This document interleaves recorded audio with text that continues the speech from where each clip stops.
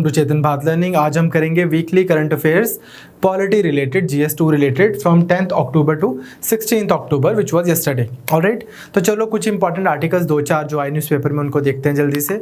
सबसे पहले आपने इंडियन एक्सप्रेस में पढ़ा होगा कि तो ये आर्टिकल थोड़ा सा बीजेपी को या मोदी गवर्नमेंट को क्रिटिसाइज कर रहा था, बट जिस चीज़ का क्रिटिसिज्म ये कर रहा था वो in general regardless of government India में ट्रू है। तो मैं ये आपको आर्टिकल इसलिए करवा रहा हूँ, some of you might be from the political science background, otherwise GS2 में भी जो क्रिस्टोफर जैफरलो लिखते हैं ये आप GS2 में मतलब जो ही लिखते हैं उसके अराउंड कई बार सवाल आते हैं और पॉलिटिकल साइंस ऑप्शन जिनके पास में है वो इनके व्यूज़ को इनके नाम के साथ में मेंशन करके लिख के आ सकते हैं। ऑलराइट, तो चलो ये बोलते हैं कि मोदी गवर्नमेंट ने पार्लियामेंट को बाईपास कर दिया है और बहुत ज़्यादा उसके कुछ फैक्ट्स, उसके सपोर्टिंग फैक्ट्स देते हैं और ये बोलते हैं कि पार्लियामेंट का ओवरऑल स्टेटस कम हो रहा है। इन जनरल पर मैं आपसे बात करना चाहता हूँ कि this is not something that Modi government has invented. India में पार्लियामेंट जो है ना वो उसका फेज ऑफ डिक्लाइन पहला उसके कुछ फेजेस रहे हैं। सबसे पहला फेज 1 जो था वो फेज अदरवाइज अच्छा था, पार्लियामेंट अदरवाइज अच्छा था कि डिस्कशंस भी हो रही थी, डिबेट्स भी हो रही थी, सो मच सो कि हमें पार्लियामेंट के थ्रू बहुत कुछ पता लगता था। फॉर एग्जांपल हमारी नैम की पॉलिसी, नॉन अलाइन्ड मूवमेंट, वो what exactly NAM stands for, principled distance का जो होल आइडिया है जो आपने किया भी है मेरे साथ IR में, वो उसके बहुत सारे आइडियाज़ हमें सरदार पटेल और नेहरू जी की पॉलिटिकल डिबेट से ही पता लगते हैं। सिमिलरली और बहुत सारे आइडिया इंडिया की फॉरेन पॉलिसी से रिलेटेड, इंडिया की priorities and so on, we got to know from parliament. People use to look up to the parliamentarians at that time कि यार ये क्या है, पार्लियामेंट में क्या बातें हो रही हैं, हमारी कंट्री किस दिशा में जा रही है। धीरे धीरे पार्लियामेंट का डिक्लाइन काफ़ी एविडेंट हो गया, सामने आ गया, स्पेशली जब इमरजेंसी लगी। उसके बाद में बहुत सारे ना स्कॉलर्स हैं जो इंडिया के पार्लियामेंट के क्रिटिक रहे हैं, जिन्होंने पॉलिटिकल साइंस ऑप्शन लिया उन्होंने व्यूज़ पढ़े होंगे या पढ़ लेना मॉरिस जोन्स के। ये स्टार्टिंग से ही बोलते हैं, कहते हैं कि आपका पार्लियामेंट, इंडियन पार्लियामेंट में इनको ज़्यादा फेथ नहीं था फॉर अ सिंपल रीज़न। ये बोलते थे कि एक तो शुरू से ही क्या रहा है कि बहुत एक टैसिट, एक छुपी हुई नेहरूवियन डिक्टेटरशिप रही कांग्रेस के टाइम पे भी। उसके बाद एक पार्लियामेंट जिसमें सिर्फ एक ही पार्टी है कांग्रेस, तो ऑपोजिशन के नाम पे कुछ खास था ही नहीं। उस पार्टी में भी within that party there exist this tall charismatic leader called Nehru. Back benchers जो हैं उस पार्लियामेंट में, जो और छोटे छोटे नेता जो बैठे हैं वहाँ पर, उनका खुद का कोई स्ट्रॉन्ग व्यू पॉइंट नहीं है, कैपेसिटी बिल्डिंग नहीं है, ट्रेनिंग नहीं है, they have to align with their party. तो इस तरह के बहुत सारे फैक्टर्स की वजह से बोलते हैं कि पार्लियामेंट इंडिया में थोड़ा वीक ही रहा है, ऐसा इनका मानना है। बट हमने ये देखा है कि इंक्रीजिंगली अगर वीक रहा है parliament, so I must say कि फिर उसके बाद अनफॉर्चुनेटली वीकर ही होता गया है। एक दो चीज़ हम और देख लेंगे।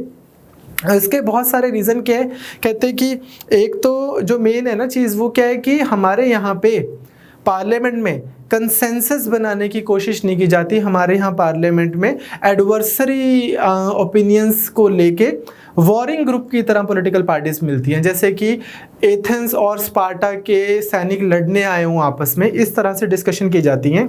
ऐसा बोला गया है। हामिद अंसारी हमारे पुराने वाइस प्रेसिडेंट रहे हैं, चेयरमैन राज्यसभा रहे हैं ऑब्वियसली, तो उन्होंने ऐसा बोला, कहते हैं कि एक तो देखो डिबेट्स रेयर हैं, इन्फॉर्म्ड डिबेट्स तो इवन मोर रेयर, वो तो होती ही नहीं है। And the political parties meet in the parliament like warring groups. एक कंट्री है, आप बस ऑपोजिशन हो लेकिन हो तो इंडिया के ही, और ये रूलिंग पार्टी है तो इंडिया की ही। अगर कोई लॉ अच्छा है तो उसकी मेरिट पे उसको सपोर्ट की जाए, अगर कोई लॉ बुरा है तो उसके डीमेरिट पे उसको अपोज किया जाए, बट नॉट लाइक कि एक बहुत ज़्यादा personal attacks and so on.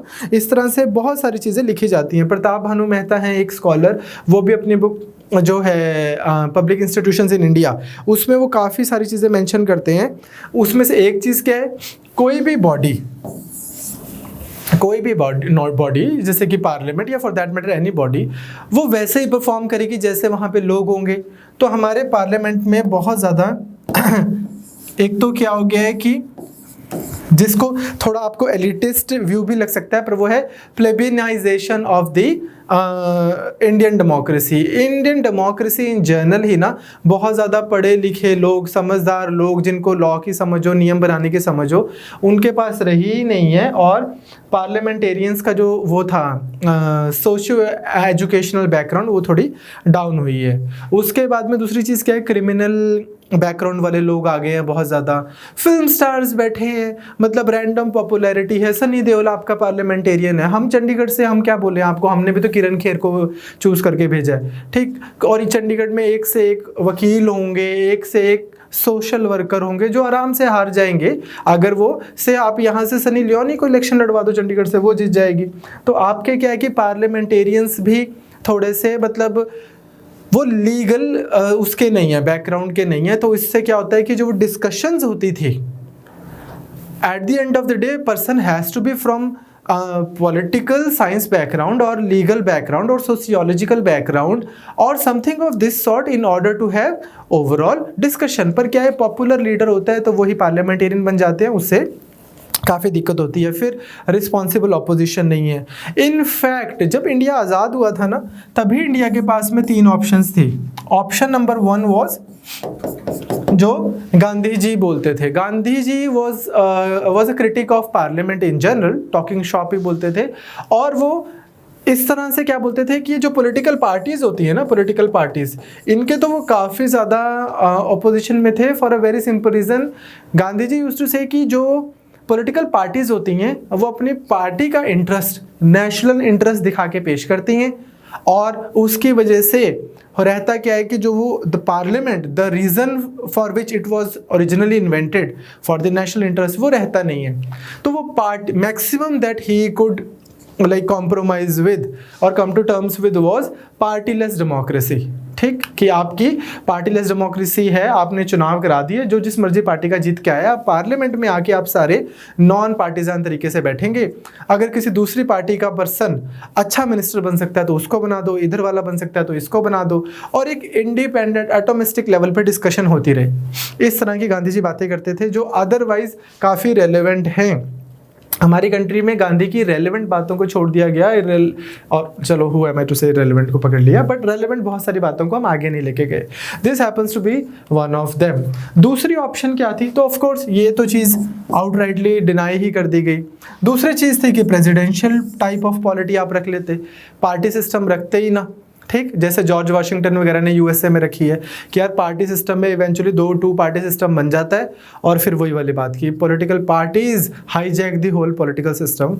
उस चक्कर में नॉट लाइक कि प्रेसिडेंशियल में नहीं बनता, but anyways presidential system this was also opposed by democrats like Nehru ji and Ambedkar ji and all that, and eventually what we had was parliamentary democracy. कहते हैं इसका एक्सपीरियंस भी है हमें, ब्रिटिश ने बहुत एक्सपीरियंस दे दिया है हमें, तो हमें इसके बारे में थोड़ा ज़्यादा पता है, ठीक भी लग रहा है, तो यही रख लेते हैं। एनीवेज, तो अब क्या है कि हमारी कंट्री में क्या है, बहुत सारे कारणों की वजह से पार्लियामेंट का स्ट्रक्चर नीचे गया है। उसमें से एक तो यही है क्रिमिनलाइजेशन, करप्शन, उनका इतना दम ही नहीं है आपके पार्लियामेंटेरियंस में कि इंडिपेंडेंटली अपनी कोई बात रख सके। फिर एंटी डिफेक्शन लॉ जो आया है कि जिसमें आप अपनी पार्टी के अगेंस्ट क्रिटिकली कुछ भी पार्लियामेंट में नहीं बोल सकते, उसके कुछ फ़ायदे भी हैं, उसके नुकसान भी हैं। नुकसान एक बहुत बड़ा यही है कि इन्फॉर्म डिबेट्स ही ख़त्म हो गई, मतलब कि से फॉर वन पार्टी और दी अनदर, किसी एक लीडर ने जो बोल दिया वो सारी पार्टी के लिए ट्रू हो गया, बस बात ख़त्म, you have to follow the line. तो ऐसे वाली प्रॉब्लम्स हैं। उसके बाद में एक जो और इशू है वो क्या है कि पुराने टाइमों में, हालांकि पुराने टाइमों में इतना ज़बरदस्त लीगल डॉक्यूमेंट लिखा गया जिसको बोलते हैं हम कॉन्स्टिट्यूशन ऑफ इंडिया, बट पुराने टाइमों में ना फिर भी क्या था कि नंबर ऑफ लॉज जो पास हो रहे थे और उनकी जो लीगल नेचर थी उसमें बहुत ज़्यादा ना एक्सपर्ट, मतलब लीगल वो चाहिए थी, एक्सपर्टीज़ चाहिए थी। पर ऐसा नहीं है कि आपको ना साइबर वाले बंदे भी चाहिए जिनको इस चीज़ की नॉलेज हो, या आपको और इस तरह की बहुत सारी चीज़ें चाहिए हो। तो अब क्या हो गया, इन एनी केस ही जो बिल्स होते हैं वो कमिटीज़ में ही डिस्कस होते हैं, कमिटीज़ में ही पास होते हैं, पार्लियामेंट में तो वो होते ही नहीं डिस्कस एज सच। आखिरी मिनट में पार्लियामेंटेरियंस को पकड़ा दिया जाता है, ये लो वोट करो, और अगर पार्टी ने बोला है वोट करो तो वोट करो। सम ऑफ यू जिन्होंने अभी प्रिपरेशन शुरू की है वो थोड़ा सा कम समझ पा रहे होंगे कि मैं क्या बोल रहा हूँ. Don't worry if you are studying with us in the PCM course. तो हमने अभी पॉलिटी में फंडामेंटल ड्यूटीज़ करनी है कल, and then we are moving forward with president, और फिर पार्लियामेंट आएगा. तो आपको नेक्स्ट वीक ये सब समझ आ जाएगा. जितना समझ आ रहा है सफिशिएंट है. Keep one thing in mind कि ये एक पार्लियामेंट है. इस पार्लियामेंट में अदरवाइज क्या होना था, सब लोगों ने बैठ के डिस्कशन करनी थी, बट अब हमने क्या बना दिया, कुछ 4 लोगों की कमेटी बना दी.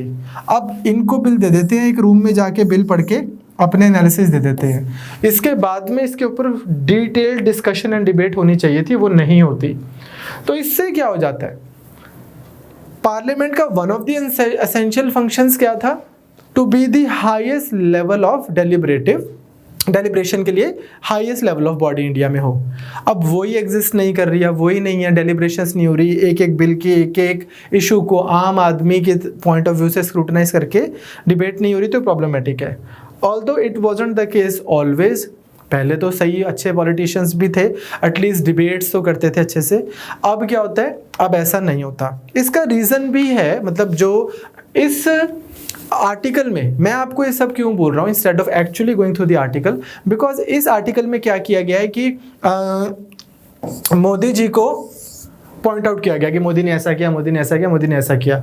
अब मोदी जी कोई मेरे चाचा नहीं है, पर आपको अगर मैं इस तरह से किसी एक पार्टी के अगेंस्ट या उसको पॉइंट रख के अगर आपको लिखवाना है या पढ़ाना शुरू कर दूंगा, तो that wouldn't be very right on my behalf. आपको क्या करना है, इन जनरल न्यूट्रल होके आपको सिस्टमिक प्रॉब्लम देखनी है. तो ऐसा नहीं है कि मोदी जी ने ऐसा कर दिया, जो फैक्चुअली ट्रू है, फैक्ट्स ही दे रहे हैं, बट आपको देखना है कि पुराने लीडर्स ने भी ऐसा ही किया है एंड देन सो ऑन. तो ये पार्लियामेंट की प्रॉब्लम्स है. आपको क्वेश्चन भी नहीं आएगा कि मोदी की 10 कमियां बताओ पार्लियामेंट के पॉइंट ऑफ व्यू से. ठीक, तो कॉन्टेक्स्ट क्या है अब हम देख लेते हैं कि गवर्नमेंट के कुछ एक्शंस रहे हैं जिसकी वजह से पार्लियामेंट का रोल जो है वो अंडरमाइन हुआ है.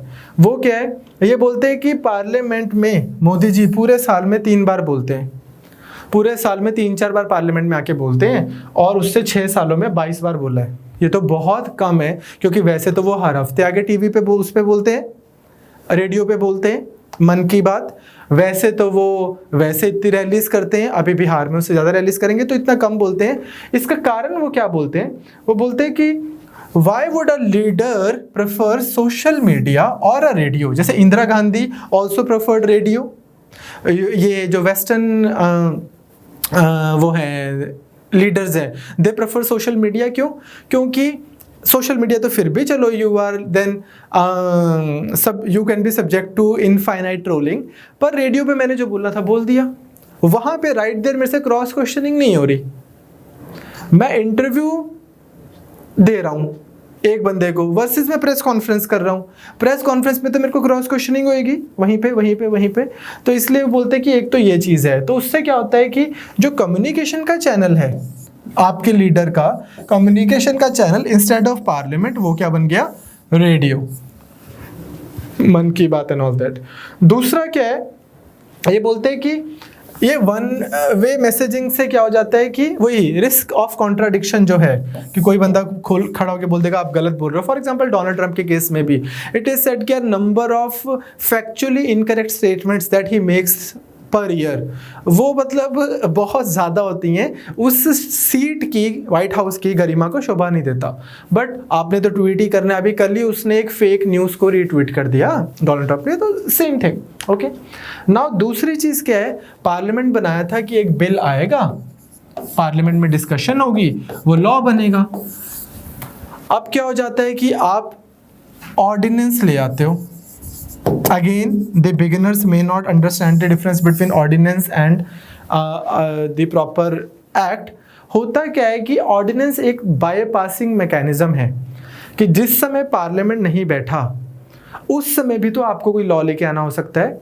तो प्रेसिडेंट के थ्रू साइन करवा कर 6 महीने के लिए एक लॉ चलाया जाता है कि जब सेशन बैठेगा तब हम आकर इस पे डिस्कशन करके इसको लॉ की तरह पास कर देंगे. अदरवाइज फॉर 6 मंथ्स ये ऑर्डिनेंस की तरह चल सकता है. ये कॉन्स्टिट्यूशनल प्रोविजन है आर्टिकल 123 में. नाउ लेकिन मैं एक काम करूं, मैं 6 महीने के लिए एक ऑर्डिनेंस ले आऊं, क्योंकि पार्लियामेंट में तो डिबेट करनी पड़ेगी, डिस्कशन करनी पड़ेगी और बिल पास भी करवाना पड़ेगा. तो इससे अच्छा मैं क्या करता हूं, मैं एक ऑर्डिनेंस ले आता हूं. 6 महीने चलता रहेगा, फिर 1 महीने के लिए पार्लियामेंट बैठेगा, फिर दोबारा ले आऊँगा, फिर 6 महीने चलता रहेगा, 1 महीने पार्लियामेंट बैठेगा, फिर दोबारा ले आऊँगा। इसके बारे में भी सुप्रीम कोर्ट ने बोला है कि यार ये ऐसा है ना, this is not right, this is parliamentary form of government जो है and the process of bill making वो पार्ट ऑफ बेसिक स्ट्रक्चर है, ऐसा नहीं करना चाहिए, पर ऐसा होता है। ठीक, तो उससे क्या होता है, जो वो लोकसभा की जो एक डिग्निटी है राज्यसभा की, कि बिल को एक्ट बनाने के लिए लॉ मेकिंग बॉडी, वो उस पर थोड़े से मतलब थोड़ा सा क्या उसके स्टेटस के लिए अच्छा नहीं है ये सरकमवेंट करना पार्लियामेंट को। तो इन्होंने कुछ बताया कि इतने बिल इन्होंने ऐसे कर दिए, ऑर्डिनेंस के थ्रू पास कर दिए, ठीक है, मनमोहन सिंह जी से ज़्यादा कर दिए, ऐसे वाला। ठीक, नेक्स्ट क्या है कि पहले तो आप ये करते थे कि एक बिल आता था, पार्लियामेंट में आता था, लॉ बन जाता था, फिर लगा नहीं नहीं नहीं पार्लियामेंट का बहुत टाइम वेस्ट होता है और एक टेक्निकल एक्सपर्टीज चाहिए होती है, तो बिल आता है, पार्लियामेंट में पेश होता है, पार्लियामेंट से कमेटी में चला जाता है, कमेटी जो है एक स्पेशलाइज बॉडी जो उसको देखती है, फिर वो वापस पार्लियामेंट में दे देती है, फिर इस पर डिस्कशन होती है और लॉ बन जाता है। अब इससे भी ऊपर हो गया है, बिल आएगा, बस आया आखिरी दिन और बोल दिया बस इस पर आज वोटिंग हो रही है, ऑपोजिशन बोल रहा है कि नहीं नहीं इस पर डिस्कशन करो, तो बोल रहे हैं कि कोई डिस्कशन नहीं है, बिल आए हैं हम, बस इस पर वोटिंग हो रही है, वोटिंग करवाई और बिल पास हो गया। तो इधर भी नहीं गया, डिटेल डिस्कशन भी नहीं हुई, स्क्रूटनाइज भी नहीं किया गया, और पार्लियामेंट में तो आप वैसे डेलिब्रेशन नहीं करते थे। इसको लेके वो क्या बोलते हैं कि नंबर ऑफ बिल्स जो 2020 में गए हैं कमिटीज के पास वो है 0। पहले ऑलमोस्ट 68% जाते थे, फिर पिछली लोकसभा में वो 24% रह गए थे, अब 0% ही हैं, आप उसकी डिटेल स्क्रूटनी कर ही नहीं रहे हो। उसके बाद एक और मैकेनिज्म होता है हमारे पार्लियामेंट में, हम देखेंगे कि लोकसभा वो बॉडी है जहां पे पूरे इंडिया में इलेक्शंस होते हैं और आप जाके बैठ जाती है विनिंग पार्टी, जैसे बीजेपी के पास आज 300+ MPs हैं तो यहाँ बैठ जाती है। Then you have Rajya Sabha, Lok Sabha, Rajya Sabha and the office of president, यही बनता है एक पार्लियामेंट। राज्यसभा में ऑन दी अदर हैंड क्या होता है कि डिफरेंट स्टेट्स के MLAs MPs को चूज करके भेजते हैं डिपेंडिंग ऑन कि उस पर्टिकुलर स्टेट को कितने MPs का कोटा मिला हुआ है। टोटल 250 भेजने होते हैं, तो हर एक स्टेट को कुछ कोटा मिला हुआ है, उस हिसाब से वो यहाँ पे भेज देते हैं MPs से। हरियाणा को मान लो 6 मिला हो या 5 मिले हो, तो MLAs in Haryana would vote for people who would go and sit here. Now ऐसा भी तो हो सकता है 5 बंदे out of 250 will go from Haryana. ठीक, अब ऐसा भी तो हो सकता है कि हरियाणा में कांग्रेस की सरकार हो लोकल लेवल पे, तो यहाँ पर जाके जो बैठेंगे वो कांग्रेस के होंगे, ऑल्दो यहाँ पे मेजॉरिटी बीजेपी के पास है, and the other way around, ऐसा भी हो सकता है। So if a political party is having majority in Lok Sabha doesn't necessarily mean that they will have majority in Rajya Sabha as well. But you will see कि when it comes to money bill, एक bill होता है जिसको हम बोलते हैं money bill. ये कौन सा बिल होता है? जो आर्टिकल 110 में दी हुई कंडीशंस को मीट करता है, only that bill is money bill. और कौन बताएगा कि कोई बिल मनी बिल है कि नहीं? Speaker of Lok Sabha. Speaker of Lok Sabha कौन होता है? रूलिंग पार्टी का मेंबर, जो वहां जाके बैठ जाते हैं। तो क्या हुआ, मनी बिल में राज्यसभा के पास वह पावर नहीं होती। Lok Sabha is the main body when it comes to the passage of money bill.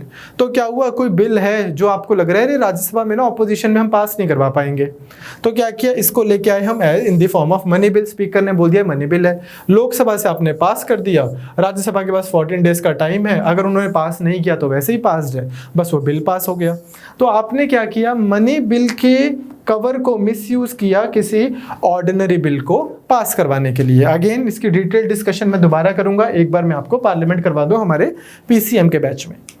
Now जो ऑर्डिनरी बिल्स हैं उनके ऊपर तो डिस्कशन वैसे ही कम हो गई है, लास्ट मिनट में बस वो पकड़ा दिया जाता है MPs को कि चलो आप इस पे वो करो, वोट करो। तो उससे क्या हुआ है बच्चे कि ओवरऑल ही हमारे पार्लियामेंट की जो एक्चुअल परफॉर्मेंस होनी चाहिए वो कम हो गई है बहुत ज़्यादा। अदरवाइज किसी भी लेजिस्लेचर को, अब जब आपको मेंस के लिए पढ़ाएंगे तो बताएंगे कि किसी भी लेजिस्लेचर को इवेल्युएट करना है कि वो कितने अच्छे से काम कर रहा है कि नहीं कर रहा। इसके लिए वर्ल्ड बैंक ने 6 पैरामीटर्स दे रखे हैं: financial, compliance, efficiency, effectiveness, development and sustainability. आप ये देखते हो कि इन पैरामीटर्स पे हमारा पार्लियामेंट कितने अच्छे से वेल इवेल्युएटेड है कि नहीं है। सो डोंट वरी, ये वाला टॉपिक जो है ये तो बस न्यूज़ आई थी तो मुझे लगा मैं ब्रीफली आपसे कवर कर लूँ कि what is this article all about. Otherwise ये टॉपिक जो होल डीके in parliament, role of opposition, role of coalition government and its effect on the efficiency of parliament, सब चीज़ें हम अच्छे से डिस्कस करेंगे GS2 करते हुए हमारे PCM बैच में।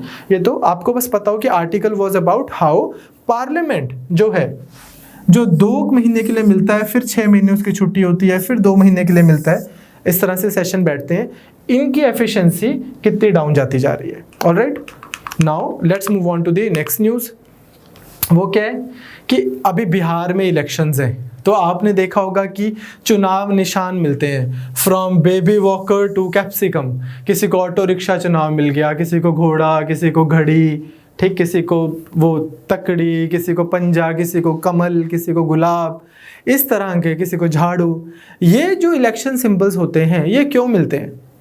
इसके बहुत सारे कारण हैं इम्पॉर्टेंट। पहला तो एक वन ऑफ द बेसिक कारण जो इस मतलब जो ये पर्पस सर्व करता है वो क्या है, लेट्स से मुझे पढ़ना नहीं आता लेकिन मैं 18+ हूँ तो मैं वोट तो कर सकता हूँ।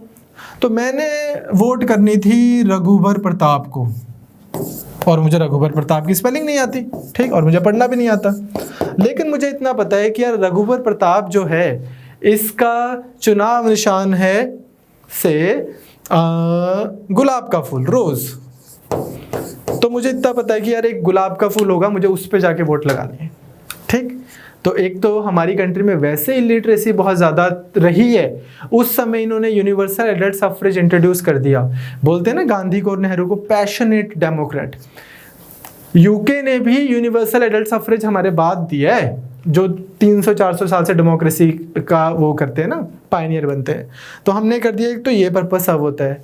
दूसरी चीज़ क्या है, एक जैसे अदरवाइज आपको बता रहा हूँ, से मुझे ऐसा लगता है कि कोई इंडिपेंडेंट कैंडिडेट है जिसका नाम है राहुल सिंह, और मैं हूं एक पॉलिटिकल पार्टी का, मुझे लगता है इंडिपेंडेंट कैंडिडेट है लेकिन ये जीत सकता है, इसको बहुत सारी वोट्स चल सकती हैं। तो मैंने क्या किया, पूरी कॉन्स्टिट्यूएंसी में जितने भी राहुल सिंह थे उन सबको ना बोला कि आओ भाई, तुम्हारा सारा खर्चा हम उठा रहे हैं, चलो तुम सब के सब सारे राहुल सिंह एक काम करो, अपना इलेक्शन फाइल करो, नॉमिनेशन फाइल करो। अब जिस दिन एक इनोसेंट वोटर वोट डालने गया, उसके पास वहां पे थे 100 राहुल सिंह, ठीक। तो ऑल्दो ये वाला राहुल सिंह एक इंपॉर्टेंट कैंडिडेट था और बहुत सारे लोग जाना चाहते थे इस राहुल सिंह को वोट डालने के लिए, पर गलती से मिस्टेक हो गया और वो अलग अलग राहुल सिंह को वोट डाला है। इससे बेटर मतलब इसका एक सोल्यूशन क्या है कि ये राहुल सिंह बोल सके कि यार एक मेरा नाम है राहुल सिंह और दूसरा मेरा इलेक्शन सिंबल है चेयर, तो वो 14 दिन वही वो शोर मचाएगा कि चेयर पे वोट डालनी है, चेयर पे वोट डालनी है, चेयर पे डालनी है। ऑलराइट, इस तरह से फायदा होता है। तो भी बिहार इलेक्शंस हो रहे थे तो सिंबल्स को लेकर थोड़ी लड़ाई भी हो रही थी। यूपी में भी जब लास्ट अभी इलेक्शंस हुए हैं, जब योगी आदित्यनाथ जी जीते हैं, तब भी ऐसा माना जा रहा था कि मुलायम सिंह और अखिलेश यादव जी की पार्टी अलग अलग हो जाएगी, हो गई है, और ये अब दोनों इलेक्शन सिंबल के लिए लड़ रहे थे। वो बोल रहे थे मुझे साइकिल चाहिए, साइकिल है इनका चुनाव निशान, वो बोल रहे थे मुझे साइकिल चाहिए। Anyways, okay. अब होता क्या है कि सिंबल क्या हेल्प करता है, अनरिकॉग्नाइज्ड पार्टीज और इंडिपेंडेंट कैंडिडेट्स को डिफरेंशिएट करने में, जैसा कि मैंने आपको बताया। अब इसमें जो आपको प्रीलिम्स में टेस्ट हो सकता है वो ये 2-3 चीजें हैं। वो क्या है कि सिंबल्स के टाइप्स कैसे होते हैं। 2 टाइप के सिंबल्स होते हैं बच्चे। इलेक्शन सिंबल्स का एक ऑर्डर है 2017 में, पार्टी सिंबल है जो बनाया है। एक होते हैं रिजर्व्ड सिंबल्स, ये उसको मिलते हैं जो रिकॉग्नाइज पॉलिटिकल पार्टी होती है, चाहे वो रिकॉग्नाइज नेशनल पार्टी हो, जैसे कि हमारी कंट्री में 8 रिकॉग्नाइज नेशनल पार्टीज है। कौन रिकॉग्नाइज करता है पॉलिटिकल पार्टी को? Again election commission of India. किस बेसिस पे? उसका एक क्राइटेरिया सेट है कि अगर आपको इतनी स्टेट्स में इतने % वोट मिली है इन चुनाव में, तो आपको से हम नेशनल पार्टी डिक्लेयर करेंगे। अगर आपको इतनी स्टेट्स में इतनी MP की सीट्स मिली हैं तो हम आपको नेशनल पार्टी रिकॉग्नाइज करेंगे।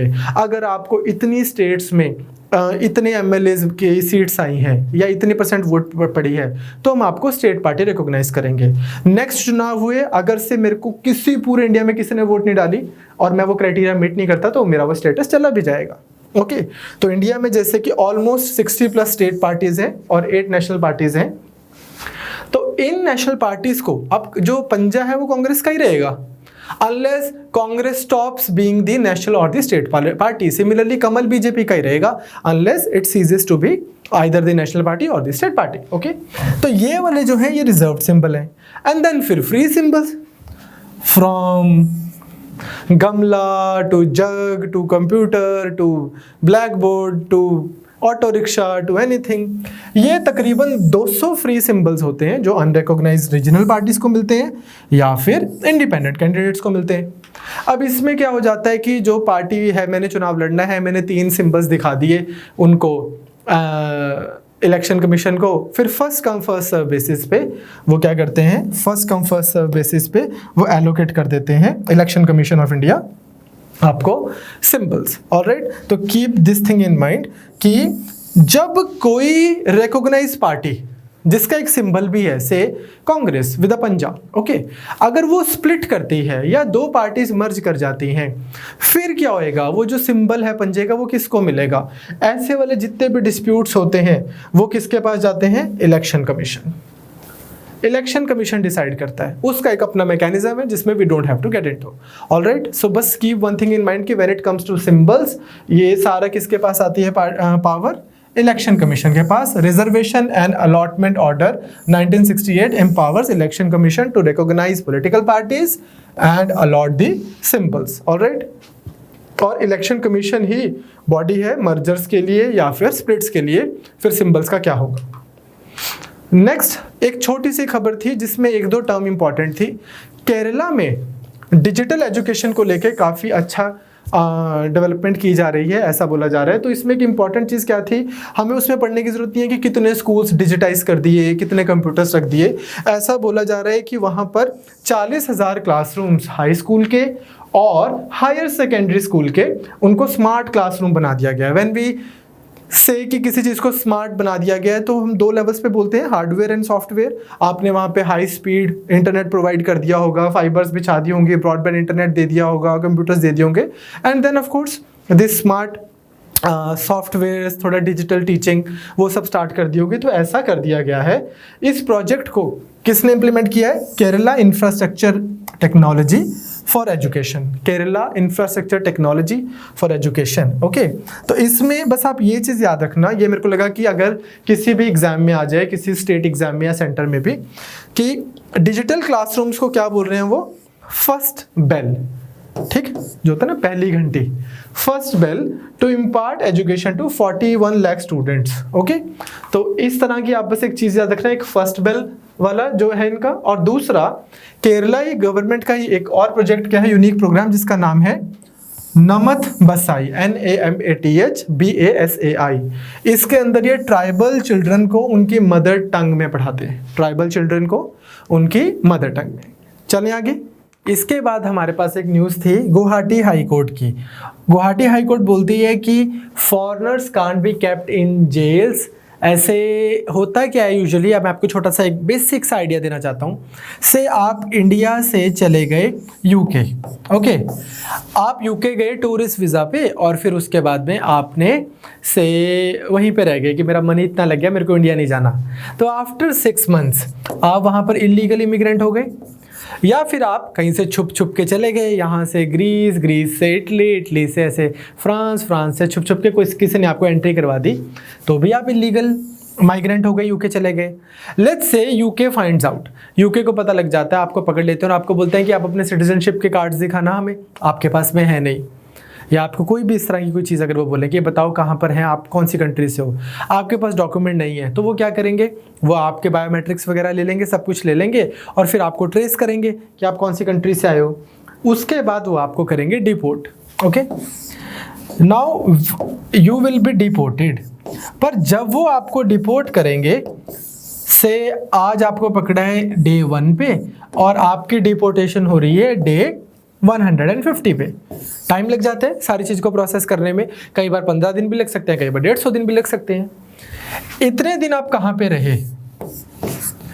अनलेस कि आपको वहाँ पे कोई बहुत अच्छा आपने लॉयर कर लिया और उसने आपको छुड़वा दिया और बोला कि हम तो तेरा इधर ही एजाइलम वो कर देते हैं, फाइल कर देते हैं, या हम तो आपकी यहाँ पे सिटीजनशिप फाइल कर देते हैं, आपके ना don't worry I know a law loop hole in the law, मैं आपको यहाँ पे सिटीजनशिप दिलवा देता हूँ। अनलेस वो हो रहा है तो क्या होगा, इतने दिन आप रहोगे किसी सेंटर में।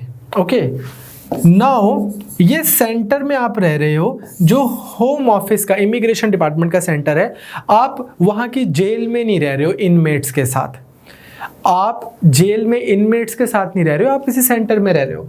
अब हमारे यहाँ पे गुवाहाटी हाई कोर्ट भी यही बोल रही है। गुवाहाटी हाई कोर्ट क्या बोलती है? वो बोलती है कि people declared as foreigners can not be kept in jails that serve as detention centres.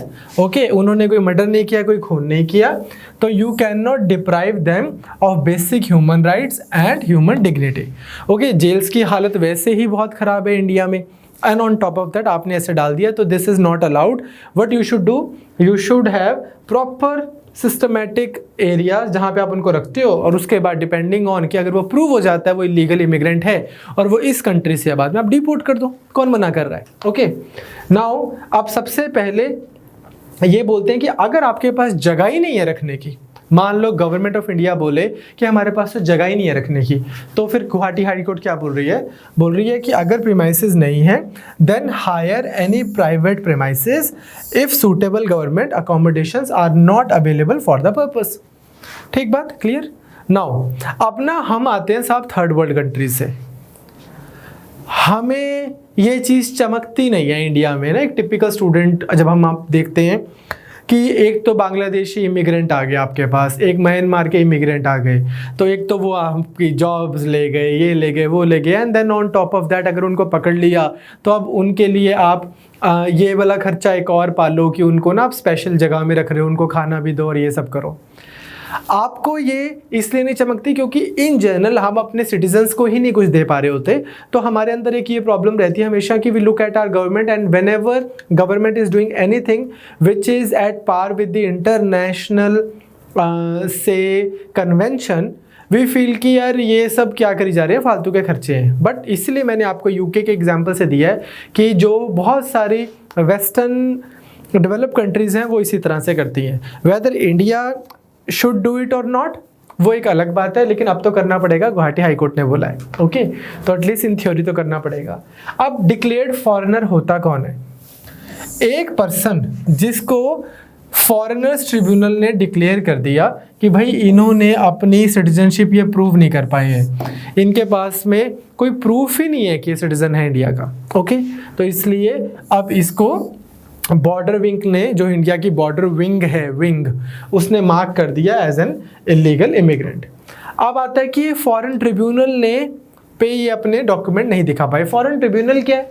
ये है 1964 में बनी हुई, गवर्नमेंट ने एक फॉरेनर्स ट्रिब्यूनल ऑर्डर बनाया था।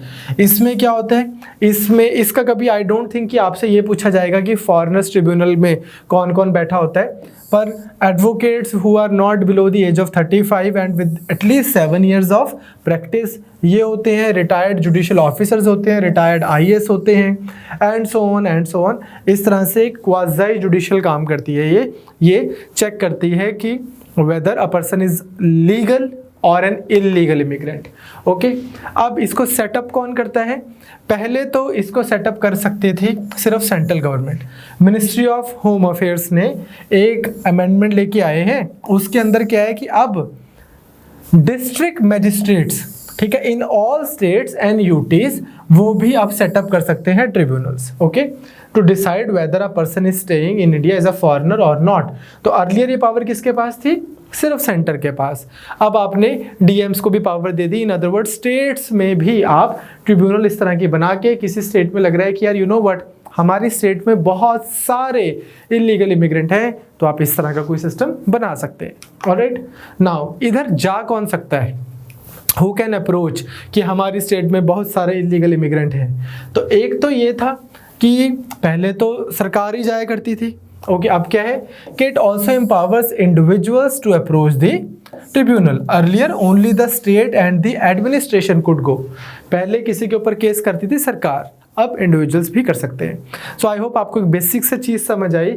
अगर आपको कभी मेंस में रेफ्यूजी क्राइसिस के ऊपर सवाल आ जाए तो हम आपको बहुत सारे डिटेल टॉपिक करवाएंगे रेफ्यूजी क्राइसिस का, जिसमें हम इंडिया के भी सारे एस्पेक्ट्स को अच्छे से डिस्कस करेंगे। स्पेशली जो रोहिंग्याज एक क्राइसिस है जिसके बारे में मैं एक्सपेक्ट करता हूँ कि आप थोड़ा सा पढ़ेंगे, अगले पॉलिटिकल लेक्चर से पहले तक आप इसको थोड़ा सा पढ़ेंगे। रोहिंग्या क्राइसिस के बारे में आप पढ़ेंगे, रिफ्यूजी क्राइसिस को हम डिटेल में करेंगे, नॉट ओनली इंडिया के पर्सपेक्टिव से बट अदरवाइज मेडिटेरेनियन सी के आगे भी जो यूरोपियन कंट्रीज़ हैं जैसे कि ग्रीस, इटली, यहाँ पे बहुत ज़्यादा सिवियर रिफ्यूजी क्राइसिस हुआ है from countries like Syria. Okay, similarly France में बहुत सीरियस रिफ्यूजी क्राइसिस है from countries like Algeria and so on. Okay, तो इसको हम डिटेल में पढ़ेंगे ओवरऑल। बट जब आपको मेंस में कोई क्वेश्चन आएगा या ऐसे आएगा तो आपको ये पता होना चाहिए कि इंडिया में क्या लेजिस्लेशन एग्जिस्ट करती हैं। तो हमारे यहाँ पे फॉरेनर्स ट्रिब्यूनल ऑर्डर्स एग्जिस्ट करते हैं, जिसके अंदर अब स्टेट गवर्नमेंट्स भी ऐसा कर सकती हैं कि किसी को इलीगल इमिग्रेंट डिक्लेयर कर सकते हैं, मतलब ट्रिब्यूनल्स के थ्रू इलीगल इमिग्रेंट है या लीगल है, इस चीज़ को इस्टेब्लिश किया जा सकता है। चलें आगे। नाउ अब ये भी थोड़ा सा समझने वाला आर्टिकल था। कहते हैं कि गुजरात डिस्टर्ब्ड एरिया एक्ट में कुछ अमेंडमेंट्स की गई हैं। तो सबसे पहले तो अपने को ये देखना है कॉन्टेक्स्ट क्या है कि कोई गुजरात हमारी स्टेट है, प्रधानमंत्री मोदी जी वहाँ से आते हैं, होम मिनिस्टर अमित शाह जी वहाँ से आते हैं, ठीक। स्मृति ईरानी जी हमारी एजुकेशन भी रही है उनके पास में, क्योंकि वो बहुत ज़्यादा काबिल है एजुकेशन मिनिस्ट्री के लिए, तो वो उनके पास रही है। और अब टेक्सटाइल भी उनके पास है आई थिंक, ठीक। ये सब शायद आई एम अज्यूमिंग के गुजरात से आते हैं सारे। नाउ खबरों में क्यों है कि उस स्टेट का डिस्टर्ब्ड एरियाज एक्ट में कुछ अमेंडमेंट हुई है। चलो जी, बिल्कुल ठीक है। अब डिस्टर्ब्ड एरिया क्या है, अमेंडमेंट क्या है, ये सुन लो। अमेंडमेंट ये हुई है कि एक एरिया है जिसको हम बोलेंगे डिस्टर्ब्ड एरिया, वहाँ पे प्रॉपर्टी की सेल, प्रॉपर्टी की परचेज, प्रॉपर्टी की ट्रांसफ़र, प्रॉपर्टी किसी को गिफ्ट करना, प्रॉपर्टी किसी से वैसे ही किसी से बोरो करना, कोई भी ऐसी चीज़ जो है, इन सब चीज़ों को लेकर एक हुआ है, एक अमेंडमेंट हुई है। तो एक बेसिक सा आइडिया आप थोड़ा सा सुन लो। सबसे पहले डिस्टर्ब्ड एरिया एक्ट क्या है।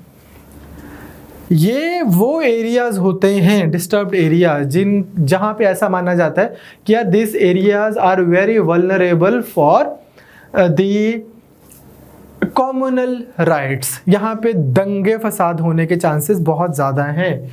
ओके, तो ये कौन सा एरिया है जिसको डिस्ट्रिक्ट कलेक्टर नोटिफाई करेगा कि ये डिस्टर्ब्ड एरिया है। क्राइटेरिया क्या है, that area has a history of communal rights. Clear, simple. कौन कर रहा है, कलेक्टर नोटिफाई कर रहा है, डिस्ट्रिक्ट कलेक्टर। और किस एरिया को कर रहा है, जहाँ पे हिस्ट्री ऑफ कॉम्युनल राइट्स है। कुछ एरिया ज़्यादा सेंसिटिव होते हैं compare to others. For example से I will give you an example. I was born and raised here in Chandigarh and my family is just like say मतलब 50 kilometres इन पंजाब पटियाला से, my family comes from Patiala. So जब पंजाब में बहुत ज़्यादा 90s में disturb times थे, काफ़ी ज़्यादा यहाँ पे टेररिज्म का टाइम बोल देते हैं, राइट्स का टाइम बोल देते हैं, जब यहाँ पे सिचुएशन ऐसी थी, सो पटियाला में यू और for that matter in the maximum area in Punjab you could not get out of your house से आफ्टर 7 बजे के बाद, 8 बजे के बाद, और एरिया भी बहुत वोलेटाइल था। On the other hand the second you enter Chandigarh, as if for all practical purpose as if terrorism doesn't even exist. It's very आप देख सकते हो ना कि एरिया की फील में कितना फ़र्क आ जाता है कि बस ये तो रहा पटियाला, ये रहा चंडीगढ़, बहुत पास है। Those of you who are not from North India and watching this lecture, if you look in the map, you will be amazed कि how come from Taran to Mohali, that is from all the way from Amritsar to the border of Chandigarh, the entire Punjab was engulfed by this tense situation, but not this island called Chandigarh. Okay, primarily Chandigarh में भी कुछ हादसे हुए होंगे, ठीक। तो इस तरह से कुछ एरियाज पॉकेट बन जाती हैं, थोड़ी ज़्यादा डिस्टर्ब होती हैं, तो वो कौन बताएगा, डिस्ट्रिक्ट कलेक्टर, और the history of communal riots. Alright, now अब हो क्या जाता है, ये करने की क्या चीज़ कर रहे हैं, ये बोलते हैं कि इससे मान लो ये कोई एरिया है, इस एरिया में लोग हैं अलग अलग कम्युनिटीज़ के, से ये एक कम्युनिटी हो गई और ये दूसरी कम्युनिटी हो गई। अब क्या हुआ, राइट्स हो गए या बहुत ज़्यादा सिचुएशन ख़राब हो गई और से इस रेड कलर की कम्युनिटी ने इस ब्लू कलर की कम्युनिटी के लिए काफ़ी प्रॉब्लम क्रिएट कर दी। यहाँ के लोग थोड़े दिन के लिए कहीं और भी चले गए, ब्लू कम्युनिटी वाले ये यहाँ रहने लग गए। अब इनके पास में लैंड तो है इधर, लेकिन उस लैंड का क्या हुआ, जैसे जब मैंने आपको सिटीजनशिप कराया था कॉन्स्टिट्यूशन में आर्टिकल नंबर 5 to 11, तो उसमें वैसे तो हमने लिख दिया था कि आप एक काम करना, जुलाई 1948 तक का टाइम दे दिया था कि कोई भी अगर तब तक भी पाकिस्तान से इधर आ गया तो वो सिटीजन है, होपिंग कि लोग जाएंगे वहाँ पे अपनी प्रॉपर्टी बेच के वापस आ जाएंगे।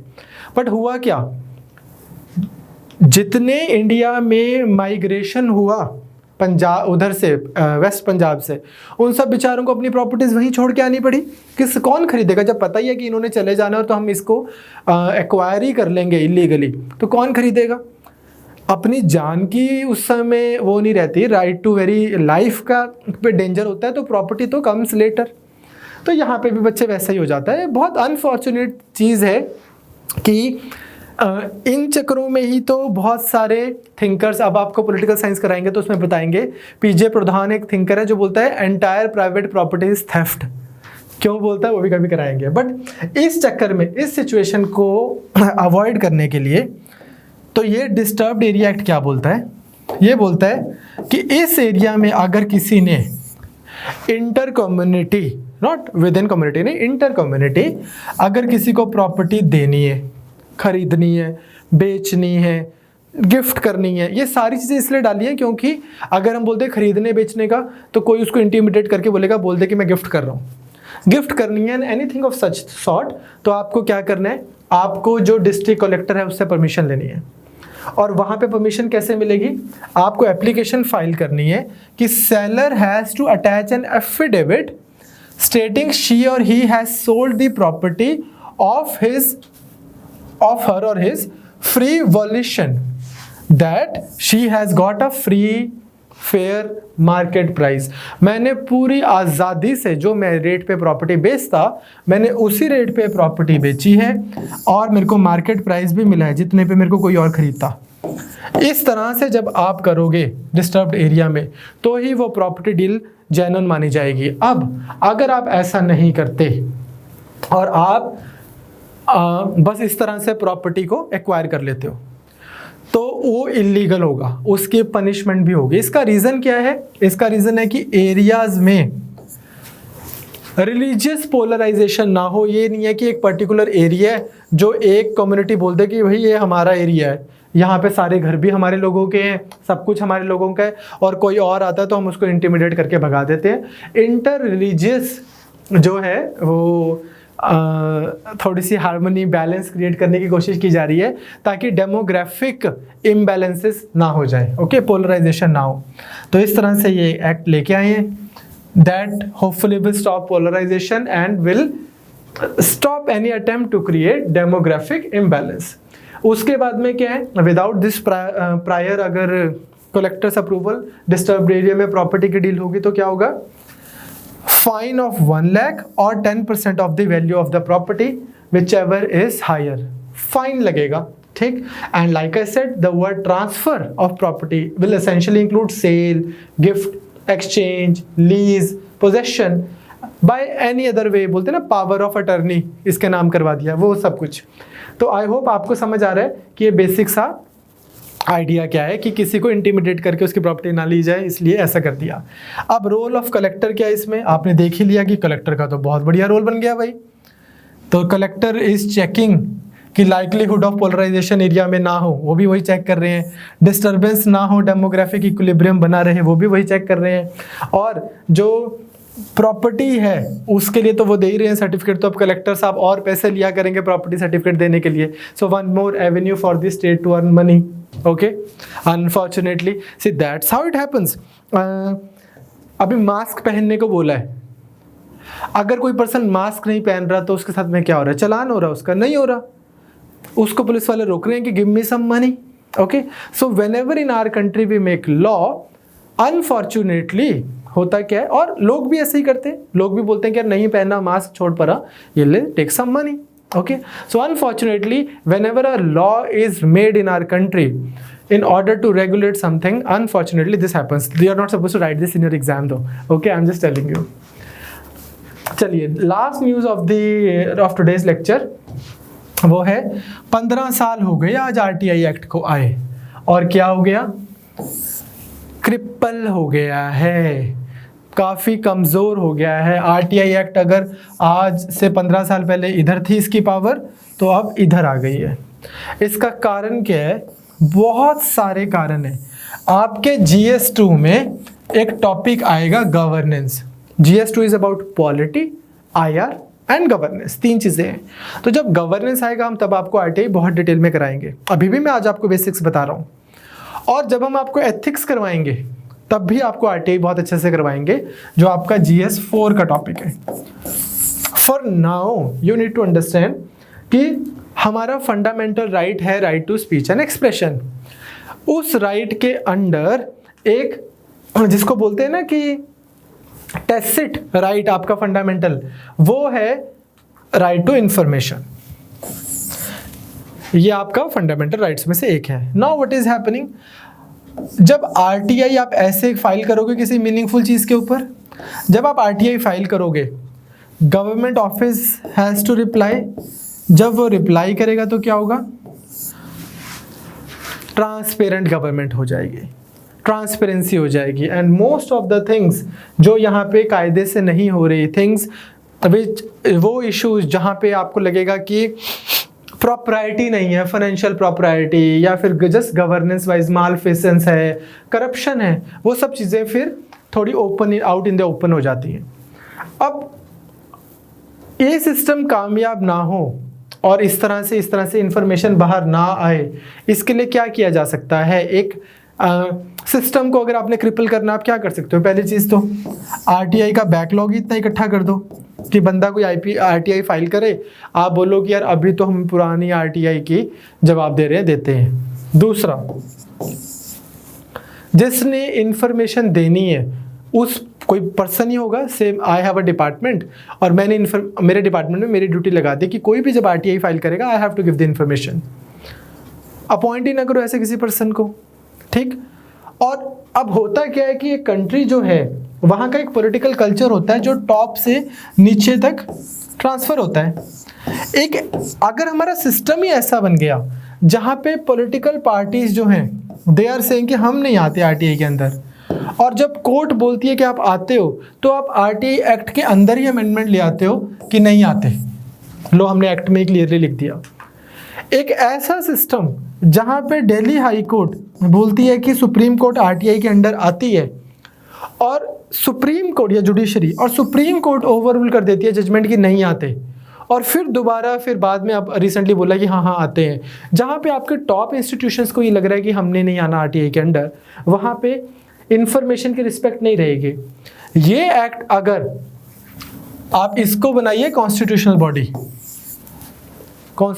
बॉडी बनाई जाए, चीफ इंफॉर्मेशन कमिश्नर को गवर्नमेंट से किया जाए इसको बाहर, ओके, गवर्नमेंट के कंट्रोल में ना हो, अपॉइंटमेंट हो इसकी मैंडेटरी, और अपॉइंटमेंट का प्रोसीजर भी ऐसा हो जिसमें ऑपोजिशन के बंदे हों, सिविल सोसाइटी के पर्सन हो, वैसे आप करो इसको, और RTI को करो सबसे स्ट्रॉन्ग। आप तभी देख लोगे कि हमारी कंट्री में एकदम से ऐसा लगेगा कि बहुत सारे करप्शन के केसेस बाहर आएंगे अनफॉर्चुनेटली, और नॉट अनफॉर्चुनेटली कि वो बाहर आ गए, अनफॉर्चुनेटली कि करप्शन होती है, बहुत सारे केसेस बाहर आएंगे, और बहुत सारे करप्ट जो हमारे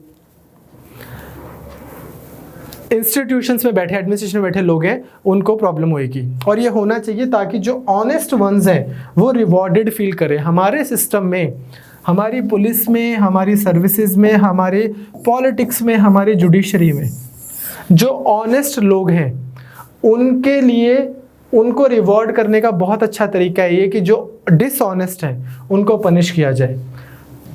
congratulating them is not enough, they should be, जैसे इस बार यूपीएससी ने किया कि वो सवाल पूछो जो कंसेप्चुअल अंडरस्टैंडिंग से सॉल्व हो, ताकि जो बस सुपरफिशियल रीडिंग कर रहा है उसमें और कोई दिमाग से पढ़ रहा है अच्छे से, उसमें कुछ फ़र्क तो हो। तो इन लोगों को इनकरेजमेंट मिलेगी। ऑल्दो जो ऑनेस्ट है वो इसलिए ऑनेस्ट है क्योंकि वो ऑनेस्ट रहना चाहता है, बट फिर भी उसको इंसेंटिवाइज तो किया जाना चाहिए। नाउ अब ये हम खबर क्या कर रहे हैं, 12 अक्टूबर को 15 साल हो गए, लेकिन अब क्या होता है, राइट टू इन्फॉर्मेशन के अंदर आप बेसिक सी चीज़ तो समझ गए, आप लिख के देते हैं डिपार्टमेंट को कि मुझे इन्फॉर्मेशन चाहिए। फॉर एग्जाम्पल मान लो पासपोर्ट ऑफिस, मैं पासपोर्ट ऑफिस में गया और मैंने वहाँ पे आरटीआई फाइल कर दी कि एक टिपिकल पर्सन को आप पासपोर्ट कितनी देर में इशू करते हैं, मुझे इन्फॉर्मेशन चाहिए। फॉर एग्जाम्पल मैं किसी गवर्नमेंट ऑफिस में गया और मैंने बोला कि मेरे को इन्फॉर्मेशन चाहिए कि आप लोगों का, मुझे लगा कि अरे मेरा ना कोई ये ऑफिस है और मैं इसमें जब भी आता हूँ ना इनके सारे एसी चल रहे होते हैं, सारी लाइट्स चल रही होती हैं, इतना ज़्यादा इनका खर्चा है और यहाँ पे तो 2 ही स्टाफ बैठा होता है, ये तो ऑफिस ही 2 लोगों का है। मैंने मान लो इन्फॉर्मेशन वो कर दी फाइल कि मेरे को आप बताइए कि आपके ऑफिस में बिजली का किराया कितना है, कि मतलब सिर्फ उसका रेंट कितना जाता है, इलेक्ट्रिसिटी का आप कितना पे करते हो ऑफिस में। फिर एकदम से अखबार में आती है ना कि 2 बंदों के स्टाफ का 2 लाख रुपए महीना है सिर्फ इलेक्ट्रिसिटी का बिल। कई बार ऐसा होता है कि इन चीज़ों में करप्शन हो रही होती है, बहुत ज़्यादा बढ़ा के बिल्स बनाए होते हैं।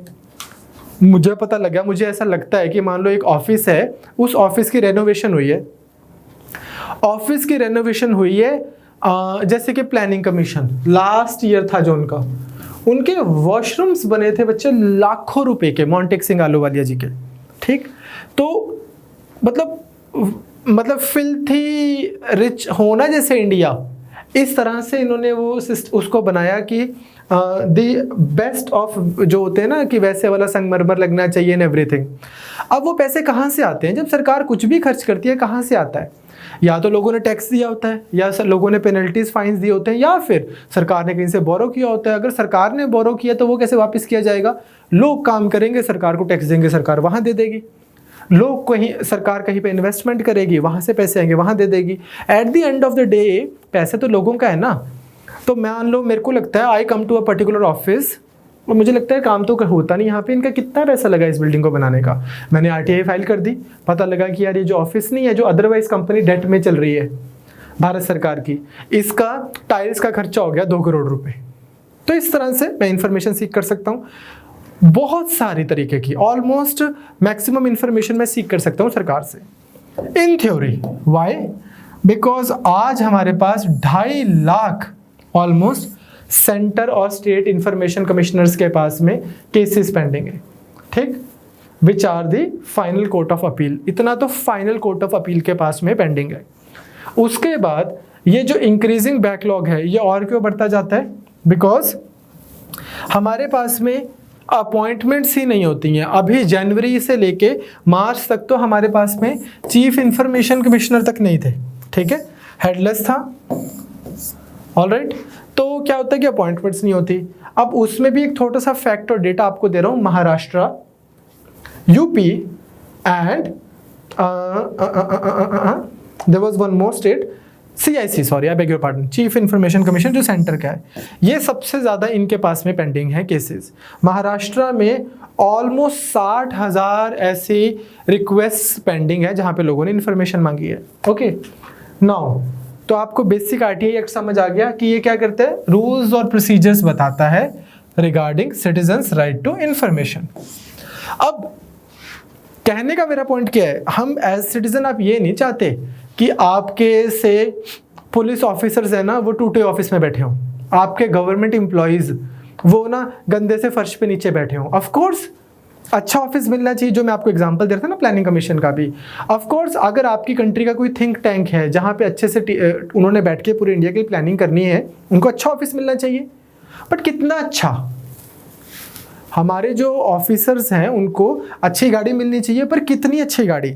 For example I am not saying कि सरकार ये कर दे कि IAS ऑफिसर्स को ना उबर के कूपन्स देने शुरू कर दे कि यार अपने घर से ऑफिस उबर पे आ जाया करो।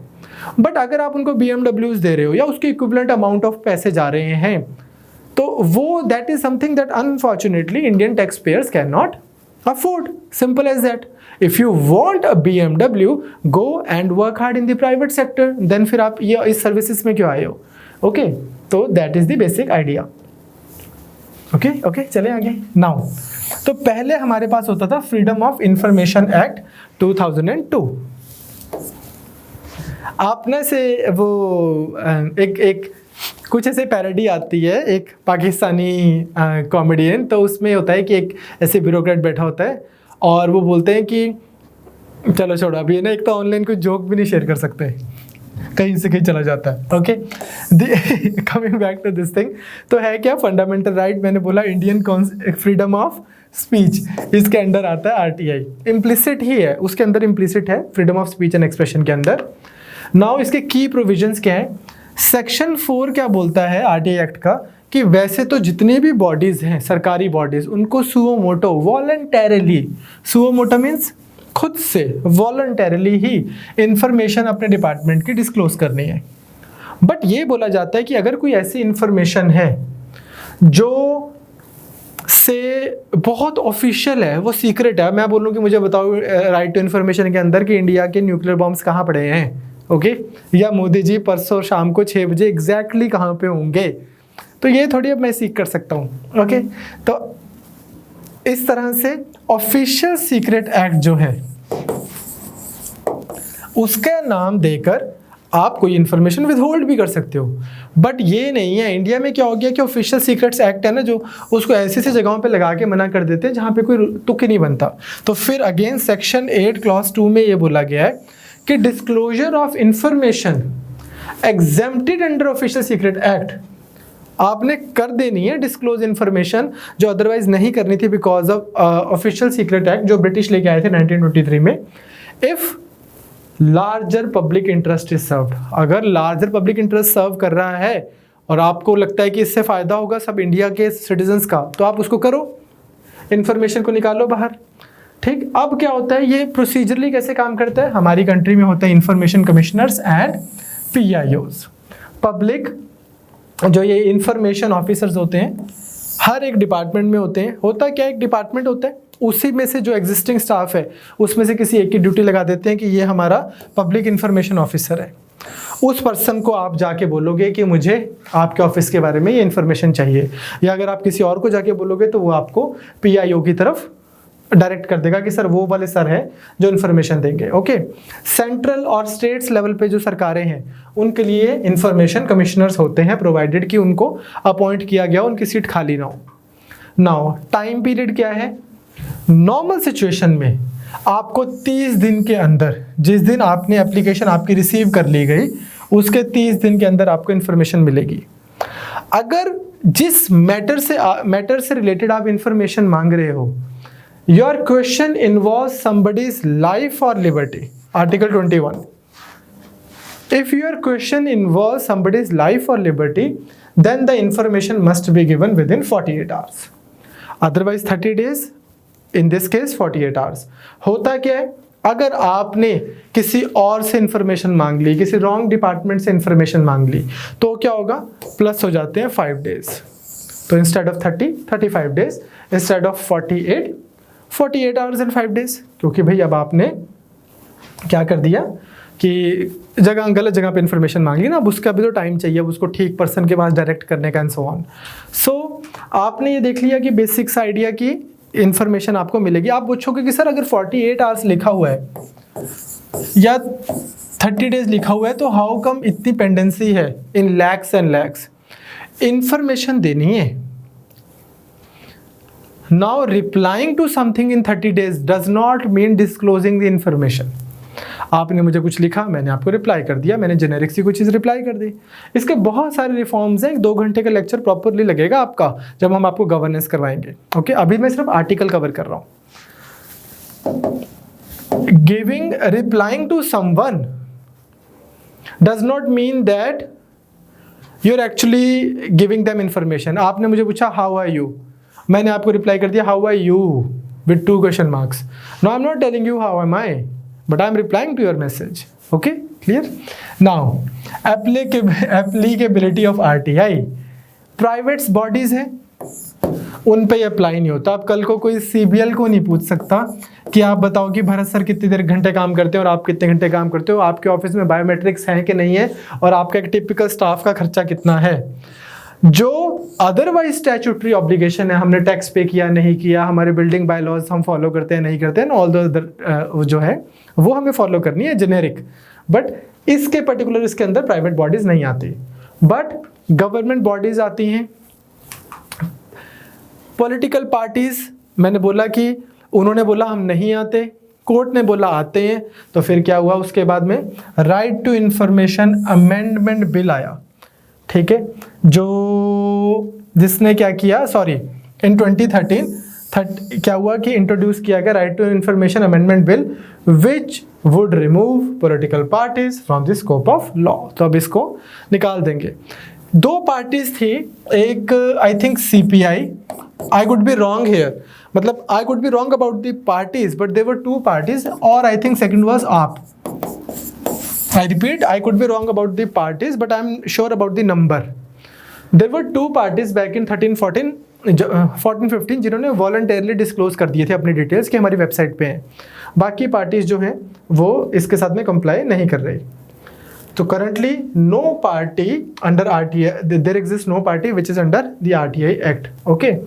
Second है चीफ जस्टिस ऑफ इंडिया। मैंने बोला था कि चीफ जस्टिस ऑफ इंडिया जो है 13 नवंबर 2019, अभी कुछ महीने पहले उन्होंने बोला है, दिल्ली हाई कोर्ट ने बोला था कि आते हैं इसके अंदर, सुप्रीम कोर्ट ने बोला नहीं आते, फिर अपने ही इसको ओवररूल करते हुए 13 नवंबर को उन्होंने बोला कि यस हम आते हैं इंफॉर्मेशन कमीशन के अंडर। तो RTI में आप सुप्रीम कोर्ट में भी फाइल कर सकते हो वो वाली इंफॉर्मेशन जो उनको लगता है कि सूटेबल है लोगों को देनी। Okay, so with that I will wind up today's lecture, okay, with for polity, and I'll see you in the GS class today.